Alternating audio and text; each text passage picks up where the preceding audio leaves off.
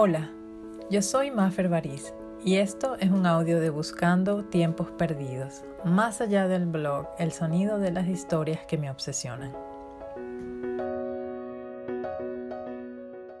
Los registros genealógicos contienen información vital acerca de una persona, principalmente nacimiento, matrimonio y defunción. En pocas palabras, el resumen de una vida en 2 o 3 fechas. Pero en la búsqueda genealógica a veces nos encontramos algo más, algo que nos regala un poco de información acerca de cómo era la vida de esas personas que son el motivo de nuestra investigación, de cómo vivieron nuestros ancestros. Este es el caso de un juicio de sucesión, o el procedimiento legal para determinar los beneficiarios de una herencia. Esta es la historia del juicio de sucesión de los bienes que dejó mi tatarabuelo a finales del siglo XIX.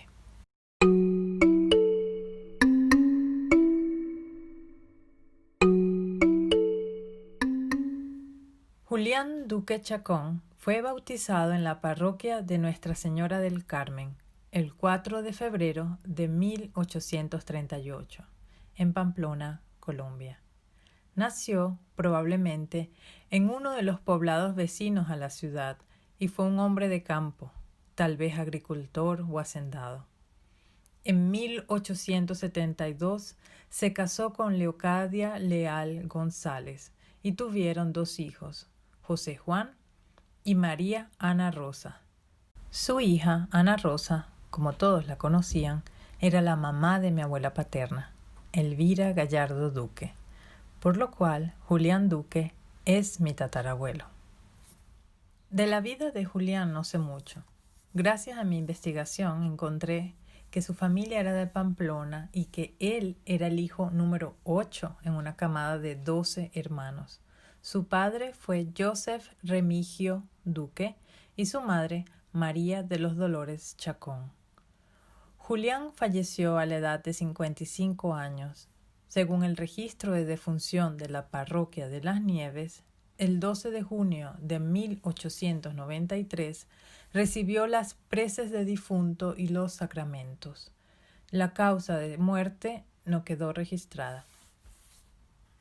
El juicio de sucesión de Julián Duque dejó un registro escrito a mano de 80 páginas que se guardaron en los archivos de protocolos de la Notaría Primera de la ciudad de Pamplona.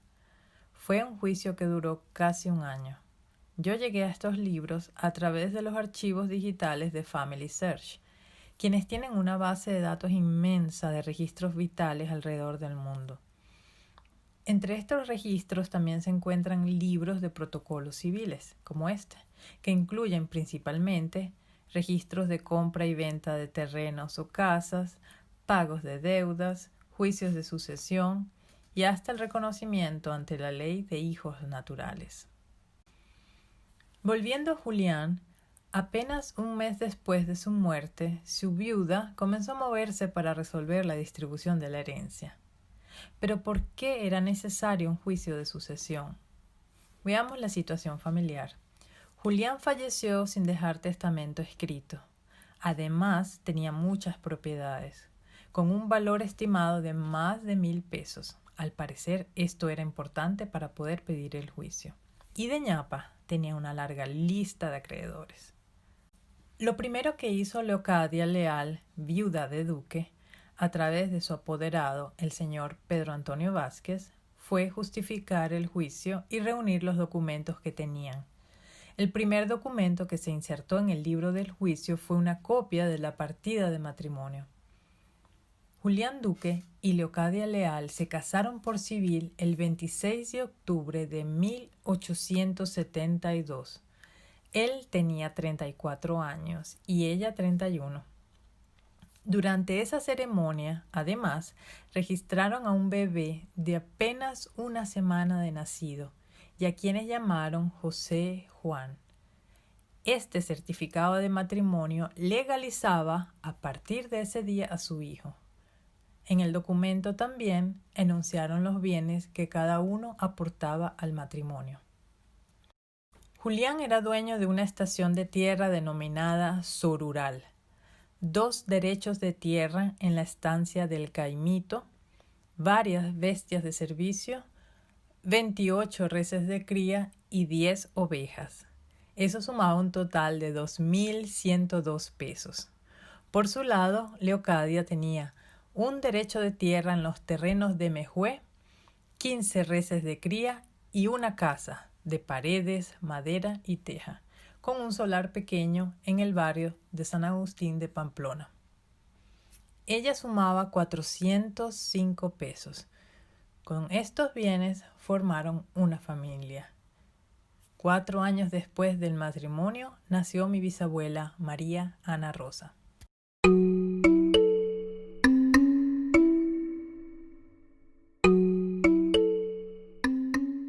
Volviendo a los días del juicio, un mes después de la muerte de Julián, el cura de la parroquia de Las Nieves emitió 2 documentos, copia de los originales, la partida de bautismo de María Ana Rosa Duque Leal del 30 de agosto de 1876 y el certificado de defunción de Julián Duque.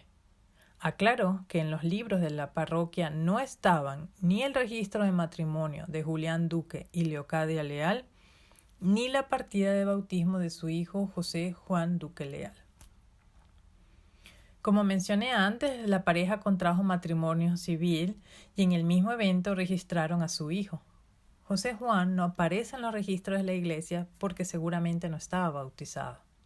La falta de estos registros podía representar un problema para la sucesión, así que el apoderado de Leocadia Leal le solicitó al juez municipal convocar a 2 vecinos para que atestiguaran que conocían a la señora Leal, que estaba casada con Julián Duque y que José Juan era hijo legítimo de la pareja. Uno de estos testigos fue José Trinidad Gallardo. Este nombre es importante. Ya veremos por qué más adelante.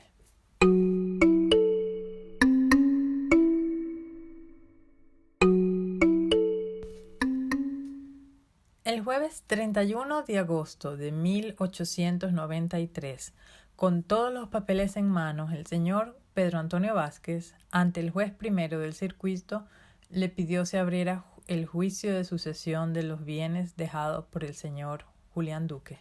Así quedó registrado. Los únicos interesados que tienen derecho son mi poderdante Leocadia Leal de D., como cónyuge sobreviviente mayor de edad, viuda natural y vecina de este municipio, y los hijos legítimos señores José Juan y Ana Rosa Duque, el primer de 21 años de edad y la segunda de 17, quienes deben nombrar curador que los represente, solteros naturales y vecinos de este mismo municipio, y el recaudar de la contribución nacional para el lazareto.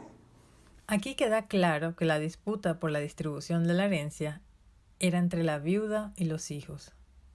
Días más tarde, el 11 de septiembre de 1893, Baldomero González, el juez primero del circuito, respondió a la solicitud de juicio, resolviendo que quedaba abierta la sucesión intestada de Julián Duque y como interesados a sus hijos y a su viuda. Pidió además que los menores nombraran curador para que los representara en el juicio.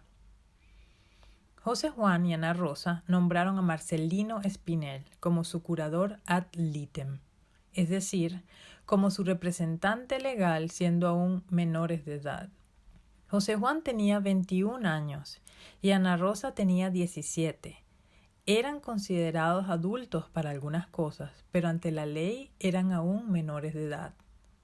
Aquí un extracto de lo que escribió Patricia Londoño Vega en el texto Las colombianas durante el siglo XIX. Como en el resto de América Latina, la ley hispánica continuó rigiendo hasta la segunda mitad del siglo XIX, cuando las nuevas repúblicas promulgaron sus propios códigos. En el derecho colonial, la mujer y el varón obtenían la mayoría de edad a los 25 años, aunque ellos desde los 14 y ellas desde los 12 eran considerados aptos para contraer matrimonio.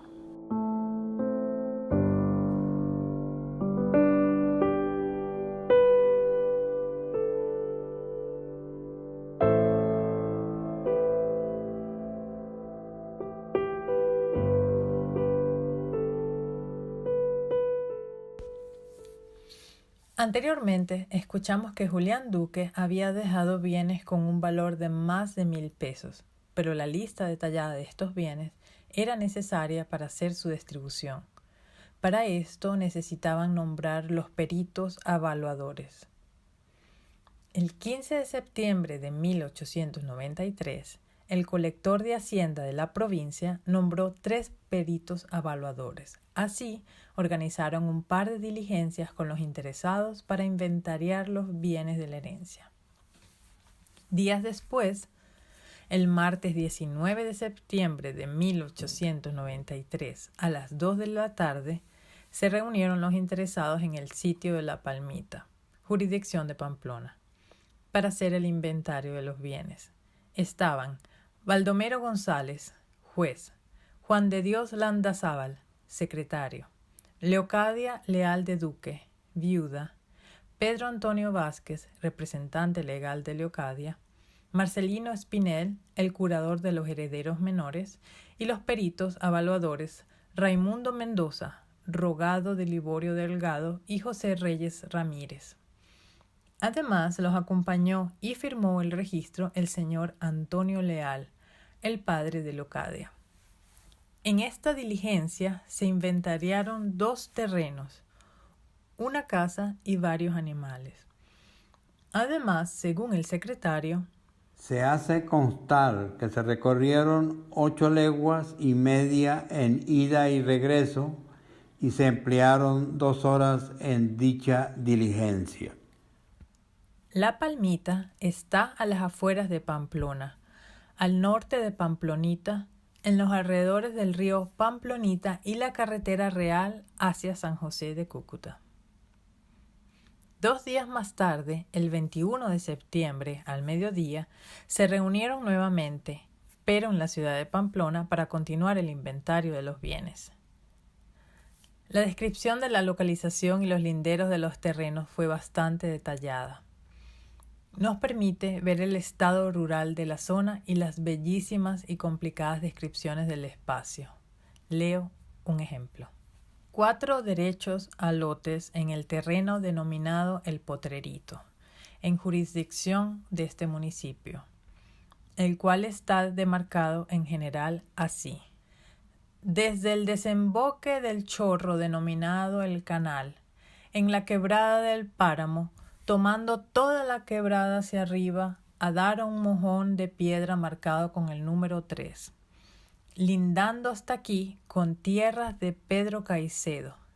De este punto, volviendo hacia la izquierda en línea recta, de para arriba, a dar a un cincho alto en donde se encuentra otro mojón de piedra marcado con una cruz, lindando por esta parte con terrenos de Silvestre Tolosa. De aquí se toma a la izquierda por todo el cincho citado, a dar al camino que va para el canal, siguiendo todo a dar a una lomita donde se divisa el canal.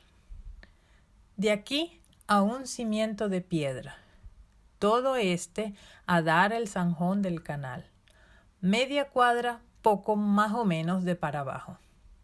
De aquí, volteándose a la derecha y atravesando el chorro del canal, a buscar el camino y siguiendo por todo abajo a dar a una puerta de talanquera, lindando por este costado con terrenos de los vendedores Angustias y Emigdio Leales. De aquí se voltea hacia la izquierda a dar a un cimiento de piedra que está en la orilla del chorro. Todo esto abajo a dar al primer lindero. Esas eran las descripciones de los terrenos, y en todos los registros aparecen las descripciones con ese nivel de detalles.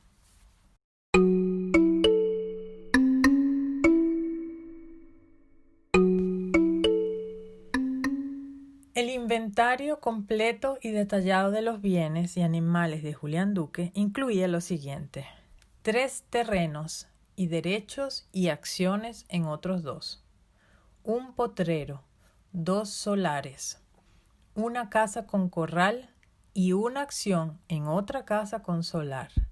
Además, 14 mulas de carga, 2 mulas inferiores y una novilla.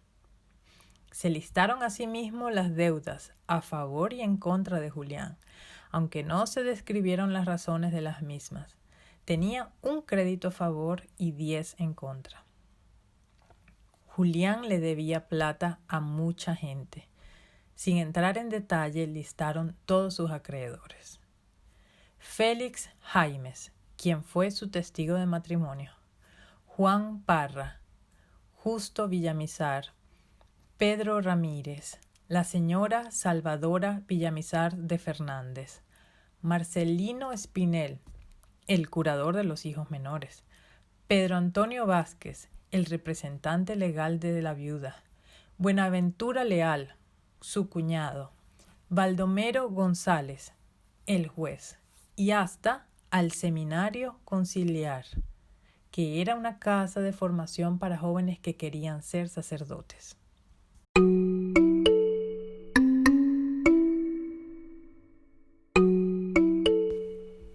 Aquí abro un paréntesis.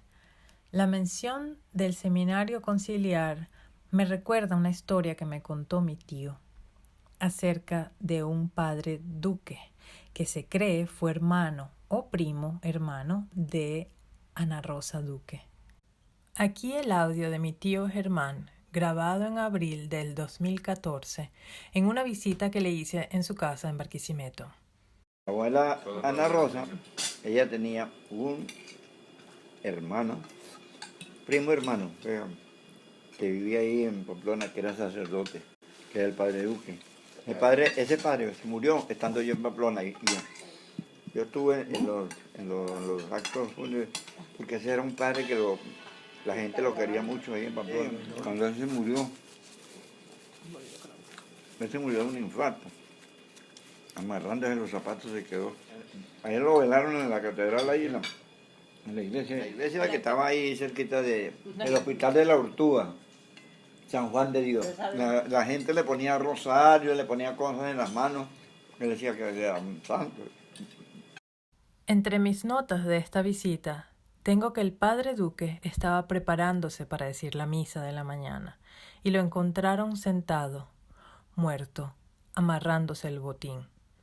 Esto debió ocurrir entre 1935 y 1945, cuando mi tío era aún un niño. Cerrando el paréntesis del seminario y del padre Duque, volvemos a los días del juicio.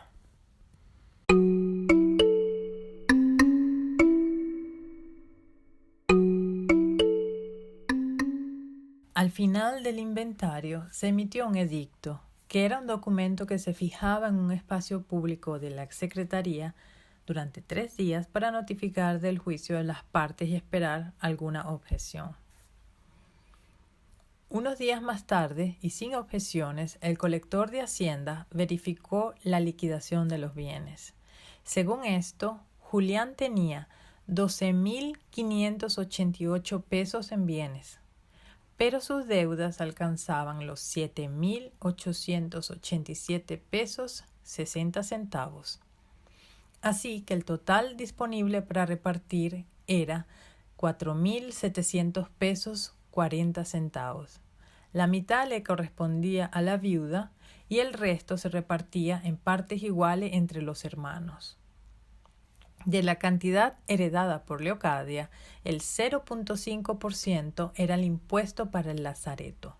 Un lazareto era un hospicio u hospital donde se recluían pacientes de enfermedades contagiosas. El derecho del lazareto lo cobraba el colector de Hacienda. Leocadia pagó 11 pesos 40 centavos de impuesto. Ya se sabía cuánto había dejado Julián. Ahora tenían que distribuir los bienes y las deudas entre los herederos. La tarea no era fácil. Había terrenos, acciones, casas y animales. Era necesaria una distribución justa. Después del inventario, los representantes de las partes le pidieron al juez la distribución de los bienes. Quedó registrado. No les conviene a las personas involucradas que los bienes sigan en común. Con estas palabras solicitaron un partidor de bienes para hacer la distribución de la herencia. una semana más tarde, el señor Elías Calderón aceptó su nombramiento como partidor y recibió el expediente que contenía 23 fojas útiles. Elías Calderón tardó más de 2 meses en completar su asignación. El 13 de febrero de 1894 entregó el resultado de su trabajo. 12 páginas escritas a mano, muy organizadas y con cuentas impecables. Esto es lo que se conoce como la distribución de hijuelas. La hijuela es un documento donde se reseñan los bienes que tocan en una partición a cada uno de los partícipes en el caudal que dejó un difunto. Elías Calderón presentó con mucho detalle la división de los bienes y los créditos en base a la siguiente distribución de herencia: 50% para la viuda y 25% para cada uno de los hijos. Como mencioné, la distribución era un poco compleja porque implicaba dividir terrenos y casas, pero al final los números cuadraban perfectamente y a cada heredero le tocó lo que le correspondía. Leocadia, la viuda, se quedó con la mayoría de la casa con corral del barrio Santo Domingo de Pamplona. La compartía con su hija en una proporción aproximada de 70 y 30%, además de otras acciones en terrenos. José Juan, el hijo, se quedó con la mayoría del terreno del Mango, avaluado en 3.200 pesos. Lo compartía con su madre en una proporción aproximada de 80 y 20. Ana Rosa, la hija, se quedó, entre otras cosas, con una casa de habitación de bareque, madera y teja, y el terreno La Palmita. La mayoría de los animales quedaron en manos de Leocadia y su hijo.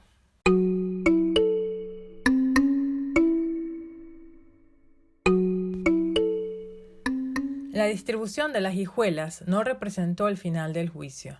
Todavía faltaba la aprobación oficial del juez, lo que incluía otros recursos legales como un tiempo de espera para objeciones. Los herederos estaban impacientes y los representantes legales le pidieron al juez que continuara el proceso sin el término de espera, usando palabras severas. Pues son graves los males que se están reaccionando a las partes por estar hoy en común de los bienes. ¿Por qué había tanto afán por la distribución de la herencia? Las razones no aparecen escritas en los registros, pero gracias a otros registros genealógicos pude tener una pista.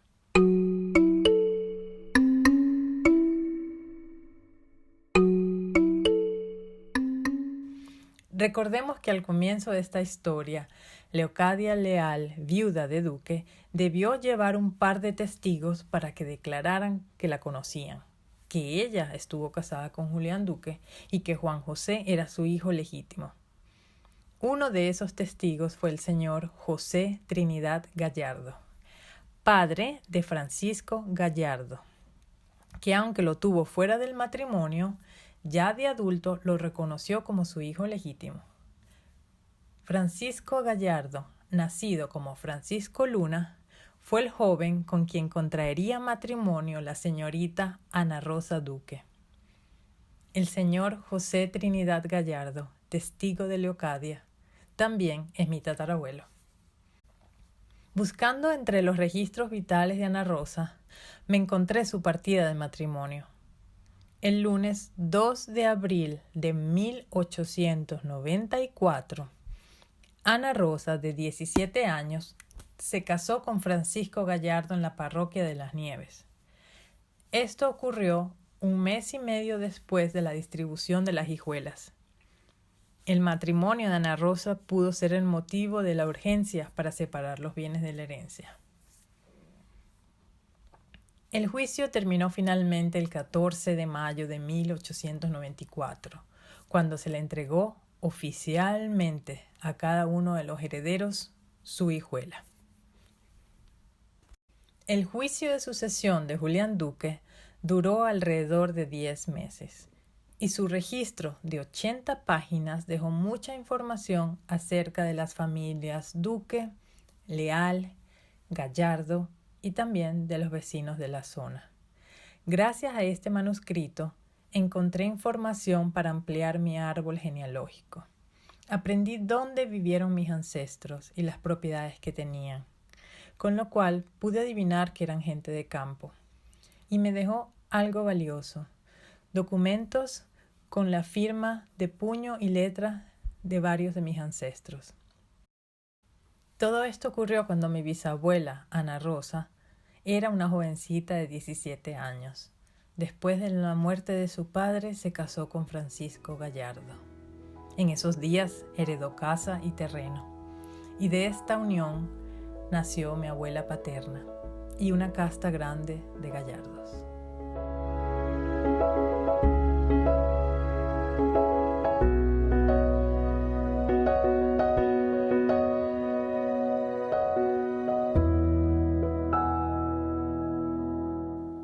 Gracias a mi tío Germán, que en el 2014 me contó la historia del padre Duque, y gracias especiales a mi mamá y mi papá, quienes me regalaron sus voces para este audio. Esta es una historia del blog Buscando Tiempos Perdidos. La música es de bensound.com.